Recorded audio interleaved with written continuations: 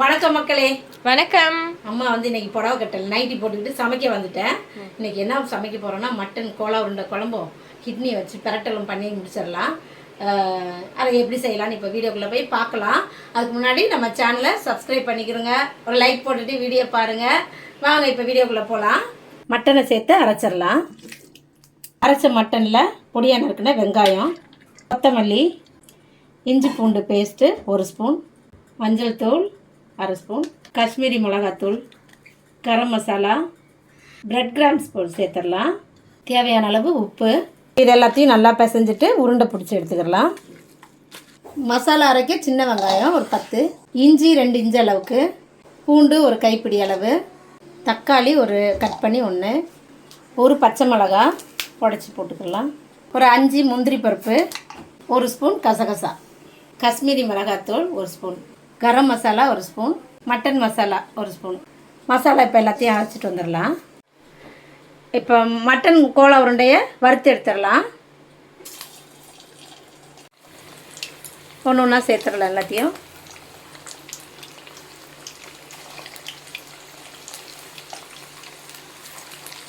இப்போ எடுத்துடலாம். நல்லா வறுத்துடுச்சு.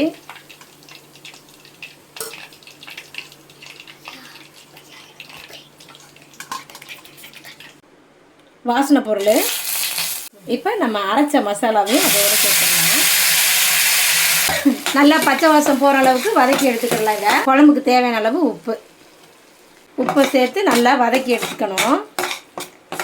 அப்புறமா நம்ம நல்லா இந்த கழுவுன தண்ணியை ஊற்றிக்கலாம். கொதிக்கட்டும் இந்த குழம்பு. அப்படியே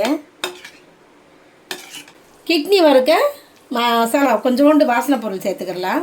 இது ஒரு வெங்காயம் அப்படியே சேர்த்துடலாம். அதில் ஒரு 1/4 ஸ்பூன் இஞ்சி பூண்டு பேஸ்ட்டு அதையும் சேர்த்து நல்லா கிளறி கொடுத்துடலாம். வறுத்து எடுத்த மட்டன் கோலா உருண்டையை குழம்புல சேர்த்துடலாம். கொஞ்ச நேரம் இதில் நல்லா கொதிக்கட்டும், 5 நிமிஷம். வெங்காயம் கண்ணாடி பதத்துக்கு வந்ததும் தக்காளி சேர்த்துடலாம். ஒரே ஒரு சின்ன தக்காளி. இது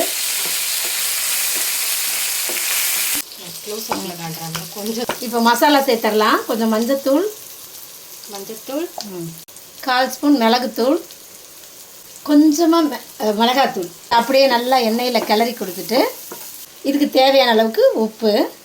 நம்ம க்ளீன் பண்ணி வச்சுருக்க கிட்னியை சேர்த்துடலாம்.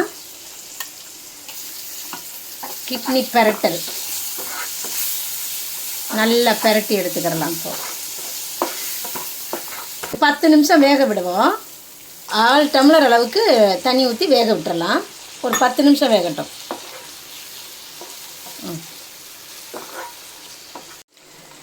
நம்ம மட்டன் கோலா உருண்டை குழம்பு ரெடி ஆயிடுச்சு. நம்ம கொத்தமல்லி தூவி ஆஃப் பண்ணிடலாம்.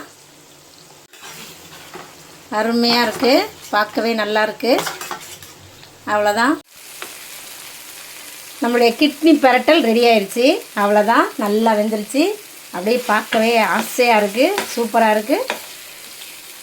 நம்மளுடைய 4 கிட்னி பிரட்டல் ரெடி ஆயிடுச்சு. இதே மாதிரி நீங்களும் செஞ்சு சாப்பிட்டு பாருங்கள். நம்ம சோறுலாம் போட்டாச்சு.